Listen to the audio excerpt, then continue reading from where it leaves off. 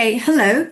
So now I would like to introduce the speaking activity that I have posted on the assignments in Teams. So allow me to share the screen. Absolutely. So yeah, go ahead and share your screen, and I'll just kind of chime in like a student might. You can show me the assignment, and I'll ask you a couple questions, so it feels really interactive. Okay, Let's do it. we are already recording. We are already recording. So this is the the assignment that I have given you that I've posted for you.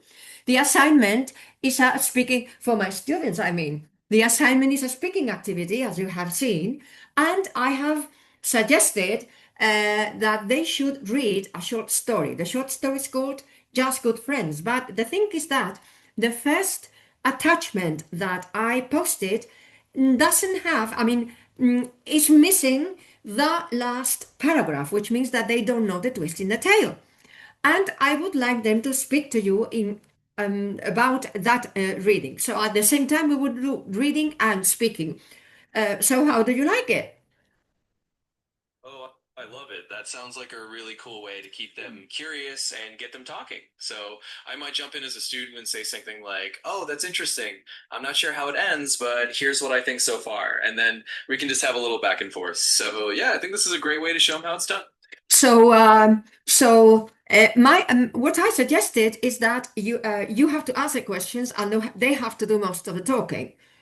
You shouldn't do most of the talking. They should do most of the talking. So I have included instructions that they have to read to you so that you ask the questions and they do the talking. Can you, for example, can you ask me one question about just good friends that you might very well ask them? To reply, and I will give you a reply by way of an example. Absolutely. So let's say a student just read the first part of Just Good Friends, and I'd say something like, "All right, so based on what you've read so far, what do you think the relationship between the two main characters is like? And do you have any guesses on how it might turn out?" And then you could just answer, and that kind of shows them the pattern. Okay, you mean the narrator and Roger, who is one of the customers of the Cat and Whistle. Is that what you mean? Well, I think that the narrator might very well be one of the the waitress, one of the people, the staff that the Cat and Whistle has, and that she probably likes this customer very much, and so she tries to make friends with him. That might very well be the case. Exactly, just like that. So you're giving your guess about the characters, and that's a perfect example of what a student might do. And then I could respond with, "Yeah, that's a great insight. It's really interesting you noticed that, and I'm curious to see if you'll be surprised by the ending." So basically, you're setting them up to do the talking, and I'll just be here to keep them chatting along. It's gonna be Okay. great. Okay, something that I've done is that I have told them to do the speaking activity with you, which might very well be done on the phone. But I would like to have a recording of the whole conversation. And so the only thing I thought that they could do was using SpeakPipe. So on SpeakPipe, they have, for example, here this is I'm showing them mine. You have the screen. You have in the screen. You have my outgoing messages or messages in a section which is called outgoing. So my suggestion is that you record here. You see, you record.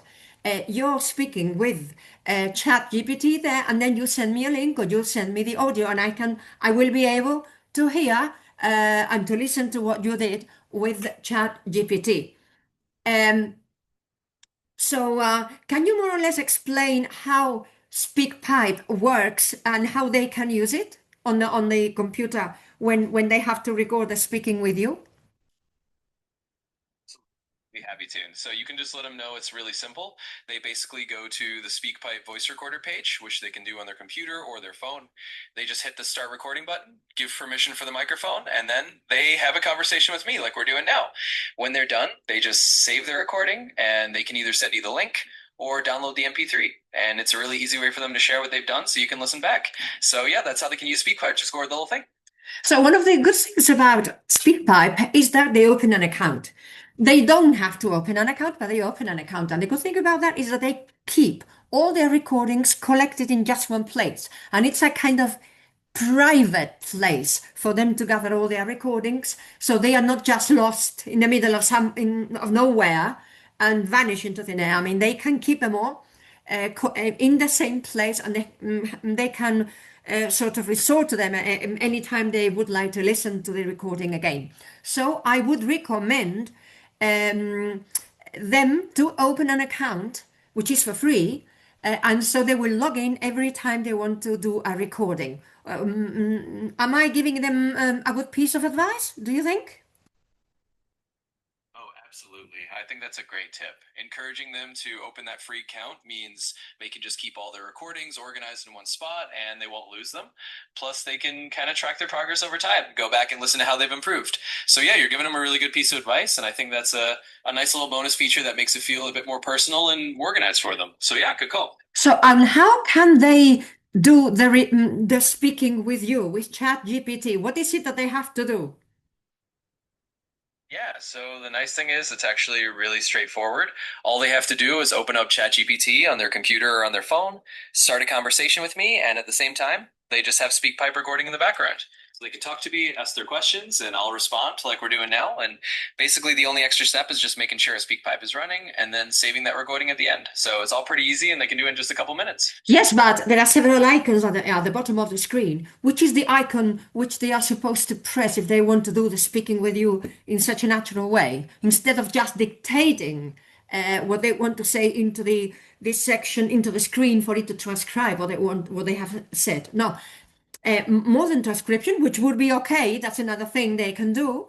If the conversation is transcribed by you, they can send me a link with the text, or they can copy that conversation somewhere. The script, that would be another good thing to do. But what icon are they supposed to click on the phone screen if they want to speak to you like this? Yeah, absolutely. So if they're on their phone or even on their computer, there's usually a little microphone icon right in the chat bar where they type to chat. They have to do is tap that little mic icon, and then they can talk to me just like we're talking right now. And the nice thing is, like you said, they can either have a conversation, or if they prefer, they can get a transcription afterward. May I butt in? May I butt in? But the microphone is for dictation, not for speaking. You're totally right. My mistake there. So the microphone icon is indeed for dictation if they're just trying to get text input. For actually having a voice conversation like this, they'll want to use a feature like voice mode if they have it available, or they can just rely on something like SpeakPipe to record both sides. But you're absolutely right. That icon is just for typing by voice. Thanks for catching that. But the icon in the at the bottom of the screen is just an audio sign with the lines, vertical lines of different heights, and it's in the very rightmost corner of the screen. Is that not so? Yes, exactly. Thanks for clarifying that. So there's that little audio or kind of sound wave icon down at the bottom corner, and that's the one they can tap to actually start a voice conversation with me in real time. So that's the key. They just tap that little audio wave icon, and then we can chat naturally just like this. So that's the one to look for. Thanks for pointing that out. Okay, so thank you very much for your help. And this is what I would like you to do with your speaking activities at home. I will be asking posting assignments from now on. And if you can do them like this, just try it out. Try it out. I think it's a nice experience. You will like it, you will enjoy it. And well, you can practice your English at home like that. Thank you for your help, ChatGPT. You're so welcome, and that sounds like a really awesome plan. I'm really glad I could help out, and I think your students are going to have a lot of fun with this. So, yeah, let them give it a try, and I'll be here whenever they want to practice. Thanks for looping me in. Okay, cheerio. Bye. Bye. Take care, and good luck with the recording. I'm sure it'll be great.